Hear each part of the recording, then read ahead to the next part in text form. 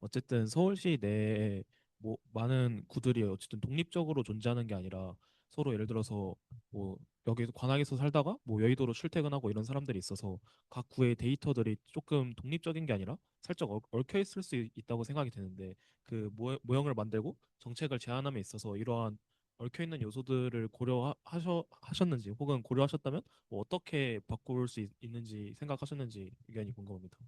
예, 그래서 지역구별로 좀 독립성이 떨어질 수 있다라는 의견을 내주셨고, 그래서 저희가 그래서 이 요인들을 설정할 때 되게 논의를 많이 했었습니다. 그래서 보면은 OS를 예로 들면은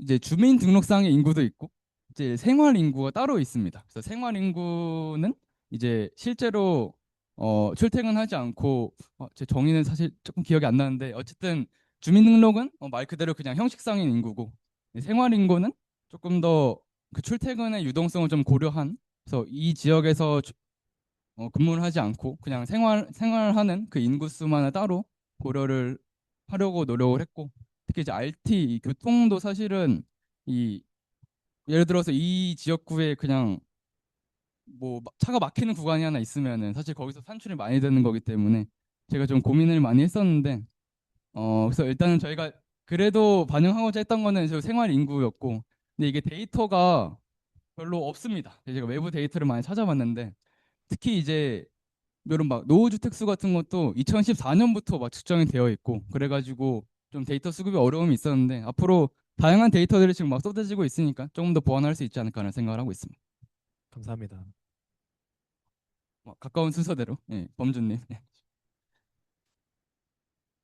네, 저도 이분과 비슷한 지점에서 궁금증이 든 건데 아까 OS 데이터 보니까 강남구가 가장 많더라고요. 근데 네. 말씀하셨듯이 그 주 건물이 아파트일 수도 있고 기업일 수도 있는 거잖아요. 근데 그런 관점에서 보면 사람들은 보통 밤에 집에 있고 낮에 출근을 하는데 그러면은 밤에 추우니까 난방을 더 쓰겠죠. 근데 이런 반면에 또 그 회사 가서 난방 트는 건 자기 돈이 아니니까 더 쓸 수 있잖아요. 예, 음. 이런 독립적이 않은 여러 가지 요소가 있는데 이거를 고려하기 위해서는 그 데이터셋에서 어떠한 변수가 더 필요하다고 느껴졌나요?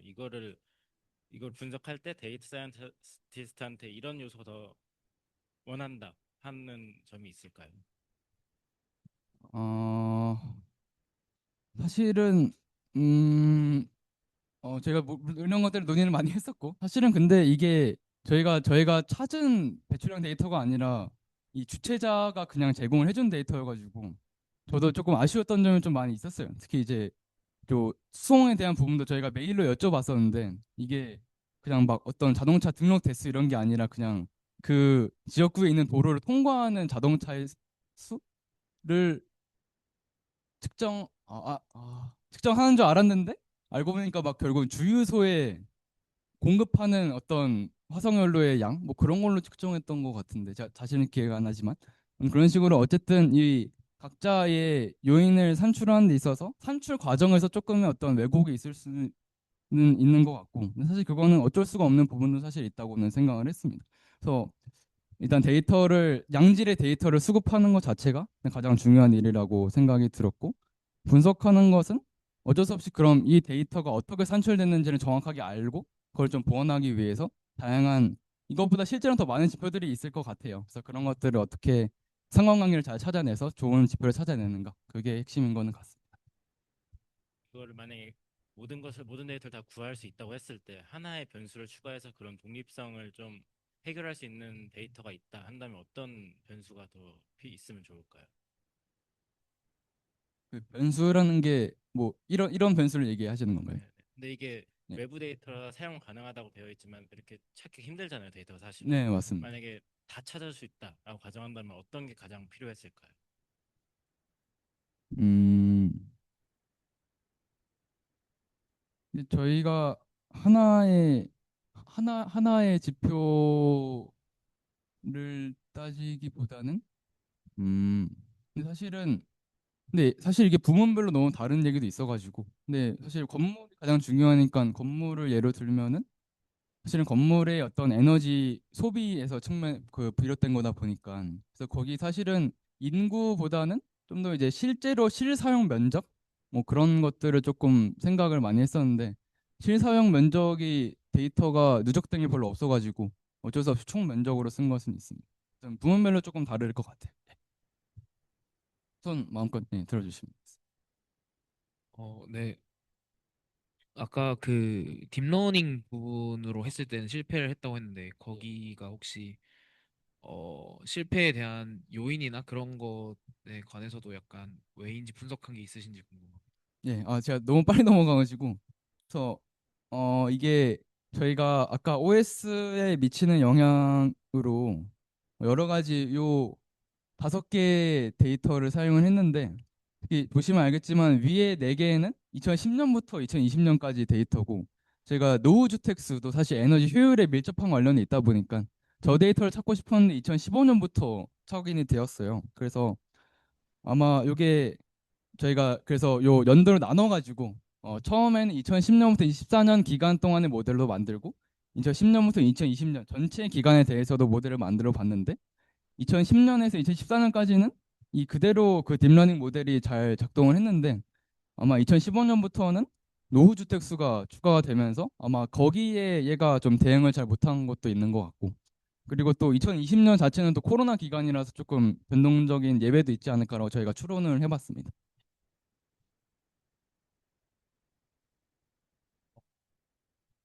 어, 예, 일단 현수님 먼저 하겠습니다. 예, 지금 결국 저거를 하는 그 방법 자체가 선형회계 모델? 아니, 선형이 아니라 그냥 회계 모델을 돌려서 뭔가를 뽑아내겠다라는 건데 사실 이 정책이라고 생각을 하면은 결국 사람들한테 어느 정도 직관적으로 납득이 될 만한 근거가 있어야 되는데 그 근거가 회계 모델에서만 나오기엔 좀 부족할 것 같다고 생각이 들거든요. 좀 직관적으로 뭔가 이해를 할 수 있는 거라든지 아니면 뭐 인과관계를 보여줄 수 있는 거라든지 그런 게 좀 있어야 될 것 같은데 그런 게 있었는지 있었다면 없었다면 뭐 어떤 게 필요할 것 같은지 좀 여쭤보고 싶었습니다. 어, 예, 정말 그 부분 사실 너무 이제 막 블랙박스처럼 느껴지다 보니까 이 과정들이 그래서 늘 나오는 문제인 것 같고 그래서 사실은 어떻게 인과성을 설명할지는 생각은 못했던 것 같아요. 근데 대신에 이제 사회과학에서 어떤 인과 추론이라는 게 워낙 어려운 일이다 보니까 그 부분에 대해서는 조금 더 이 이 상관관계를 인간관계를 조금 더 보완시킬 수 있는 그 통계학적인 기법들을 알아가는 것이 더 중요하지 않을까라는 생각이 들었고 아마 제가 만약에 세미나를 일주일 뒤에 쓰면 답변 드릴 수도 있을 것 같은데 제가 다음 주에 이 인과 추론에 대해서 강연을 듣는 게 있거든요. 그래서 제가 좀 지식이 좀 부족한 점을 양해해 드립니다. 아마 다른 어쨌든 그 인과 추론에 대한 사회과학에서 인과 추론은 보완할 수 있는 통계학적 기법을 많이 개발하고 있다. 이 정도는 말씀드릴 수 있을 것 같습니다. 아까 희선님 마지막으로 해도 될 것 같아요. 저는 기술적인 부분이랑 정책 부분에서 한 가지씩 질문이 있는데 네. 그 회귀한 결과 보여주신 부분에서 그 네, 다항 회귀한 거랑 리치 회귀, 라쏘 회귀 한 거가 생각보다 그 R 스퀘어 차이가 많이 나는 것 같은데 그거 부분 그 RT 말고 OS 라쏘? 라쏘? 네. 예. 거기서 왜 이렇게 차이가 많이 나고 오히려 왜 설명력이 낮아진 것 같은지 분석하신 게 있는지 궁금해요. 그 앞에 뭐 이거 앞에요? 앞에? 요거요? 네네. 아, 이 부분은 그 조금 많이 아마 여기서 조금 설명을 할 수 있을 것 같은데 제가 기본적으로 이제 회귀 모델 설명력이 높다라는 것은 그 오차항이 작다라는 것을 의미를 하죠 보통은. 그래서 R스퀘어를 계산할 때. 근데 이제 요 방법은 이 결국에는 이 어떤 오차 함수가 이제 1번과 2번 두 개로 이제 구분이 된 거다 보니까 그래서 아까 기존의 원래 요 3차 최적 모델은 여기서 이제 1번만 고려를 했기 때문에 가장 작은 오차항을 고를 수가 있었던 거고 다만 이제 요거는 이제 페널티를 줘가지고 2번에 대한 값도 있는데 근데 2번의 페널티를 동시에 만족시키기 위해서 어쩔 수 없이 요게 이제 요 람다 값에 따른 MSE의 그래프가 되는데요. 요 오차항 그래서 오차항이 원래 여기 값을 이제 아마 최종 모델을 설정할 텐데 요거보다 이제 조금 더 키우는 과정에서 MSE가 점점 더 커지면서 어쩔 수 없이 MSE는 조금 희생을 하고 대신에 조금 더 일반적인 설명을 가질 수 있는 모델을 만드는 것이 정규화라고 할 수가 있는데요.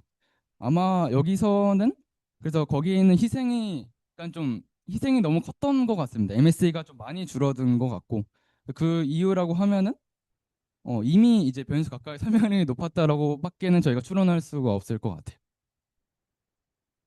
한 가지 더. 그리고 뒤에 부분에서 그 정책 그 할 때 구에서 배출된 탄소량을 확인한다고 했는데 만약에 이거를 악이용해서 타 지역에서 만들어진 전기를 많이 사용한다던가 일부러 그런 우회적인 방법을 사용해서 겉으로는 탄소를 감축시켰지만 실제로는 아닌 상황이 있을 수도 있는지 궁금했습니다. 예, 타당할 수 있는데 사실은 그 적어도 저희가 모델을 짠 거는 그러니까 실질적인 탄소 감축 효과가 있기 위해서는 OS와 RT를 건드려야 된다라고 이제 저희가 결론을 내렸던 것이고 사실 그래서 건물 자체는 그리고 건물 자체는 이제 세워져 있으니까 사실 뭐 건드릴 수 직접 에너지 효율을 줄이는 정책을 하지 않고서는 방해를 할 수 있는 방법은 없을 것 같고 교통은 그것까지는 생각을 못 해봤는데 그래도 막 인위적으로 뭔가 만들기는 힘들 것 같다는 생각이 들었습니다. 그리고 이제 전기 자체는 서울시의 전기 자급률이 한 8% 정도 되게 낮은 수치여가지고 어차피 전기는 다 다른 데서 끌어오는 거여가지고 그게 그런 건 아닌 것 같아서 일단 저희가 OS와 RT를 부족하기 때문에 그 부분은 잠깐 배제를 했습니다. 다음.